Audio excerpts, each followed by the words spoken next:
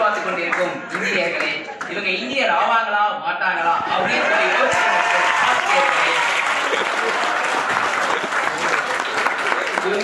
எந்த பக்கம் தீர்ப்பு சொல்றது அப்படின்னு சொல்லி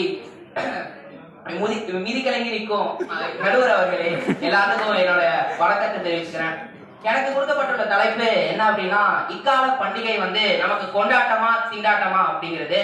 நான் சொல்றேன், இக்கால பண்டிகை அப்படிங்கிறது கொண்டாட்டம். அப்படின்னா கொண்டாட்டம் அப்படிங்கிறது என்ன அப்படின்னா, நாம வந்து தீபாவளிக்கு பட்டாசு வெடிச்சாதான் கொண்டாட்டம் கிடையாது, பொங்கலுக்கு வந்து நம்ம வந்து பொங்கல் வச்சாதான் கொண்டாட்டம் கிடையாது. எங்களை மாதிரி பசங்களுக்கு எல்லாம் எது கொண்டாட்டம் அப்படின்னா, நமக்கு பிடிக்குதோ நமக்கு பிடிச்ச பொண்ணுகிட்ட வந்து ஒரு மெசேஜ் பண்ணுவோம், அது வந்து ரிப்ளே வந்தாலே அது வந்து நமக்கு தெரியும். நாம வந்து சான்ஸ் வந்து எப்படா பேசலாம் அப்படின்னு சொல்லி எதிர்பார்த்துட்டே இருப்போம். எப்ப பேசினாலும் ரிப்ளே வராது. தீபாவளி அன்னைக்கோ இல்ல பொங்கல் அன்னைக்கோ ஹாப்பி பொங்கல் ஹாப்பி தீபாவளி அப்படின்னு சொல்லி மெசேஜ் பண்ணாதான் ரிப்ளே வரும். என்ன நடந்தாங்க கலந்துட்டாங்க. நான் மறுபடியும் சொன்னேன், உங்களுக்கு ரிப்ளை அனுப்புன அது பிளைனா வந்தாலும் சரி இல்ல வேற எப்படி வந்தாலும் சரி, ரிப்ளை வந்தாவே உங்களுக்கு குதூகலம்னா இன்னும் பண்டிகை தொடர்பா உங்களுக்கு கொடுத்தா நீங்க இங்க இருக்க மாட்டீங்க.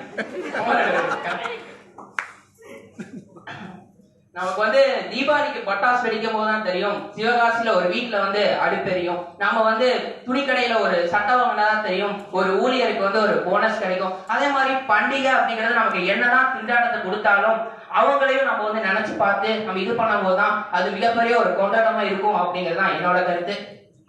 இப்ப நம்ம எல்லாம் பார்த்தோம் அப்படின்னா, பண்டிகையை வந்து எல்லாருமே முன்னாடி பேசின எல்லாருமே வந்து பண்டிகை வந்து ஒரு திண்டாட்டம் சொல்றாங்க. அதுக்கு ரொம்ப சொல்ற காரணம் வந்து பணம் இல்ல, பணம் வந்து காசு கஷ்டம், காசு இருக்கவனா நான் சந்தோஷமா கொண்டாட முடியும், காசு இல்லாதவன் வந்து எப்படி கொண்டாட முடியும் அப்படின்னு கேக்குறாங்க. ஒரு பண்டிகை வந்து கொண்டாட்டமா பார்க்கணும் அப்படின்னா அதுக்கு காசு பணம் அப்படிங்கிறது ரெண்டாவது பட்சம் தான். நமக்கு மனசு இருந்தாலே போதும்.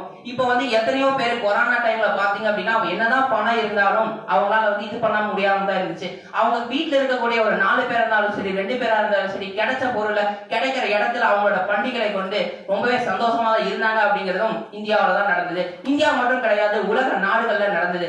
உலக நாடுகளை கம்பேர் பண்ணும் போது இந்தியாவில மட்டும்தான் அதிக பண்டிகைகளை கொண்ட நாடு அப்படிங்கிற பட்டியலையும் இந்தியா முதலிடத்துல இருக்கு அப்படின்னு நினைக்கும் போது ரொம்பவே ஆச்சரியப்படுது. ஆட தெரியாதவனுக்கு ஆட்டத்தின் மேல திண்டாட்டம், பாட தெரியாதவனுக்கு பாட்டில் திண்டாட்டம், வாழ்க்கையை வாழ தெரியாதவனுக்கு தான் வாழ்க்கையில் திண்டாட்டம் என்பதை கூறி அந்த உரையை முடிக்கிறேன்.